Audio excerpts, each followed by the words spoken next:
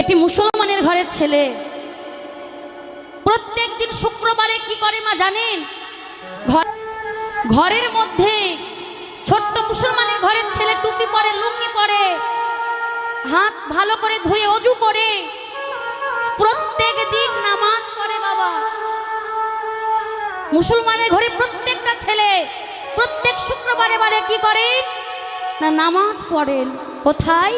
না মসজিদে গিয়ে। কিন্তু আমাদের ছেলেকে দেখেছেন? কোন ছেলে ছোটবেলার ছোট ছেলে দেখেছেন গলায় তুলসী মালা দিয়ে ইস্কনে যায় আমার ভগবানের সঙ্গে ভাগবত শ্রবণ করতে? যাই কোনোদিন ইস্কনে গিয়ে ভাগবত আস্বাদন করে? ঘরে কি ভাগবত খুলে পড়াশোনা করে? না। এই আমরা হিন্দুরা আমাদের ধর্মটাকে রসাতলে নিয়ে যাচ্ছি। বাবা, আমাদের ধর্মটাকে আমরাই রসাতলে নিয়ে যাচ্ছি।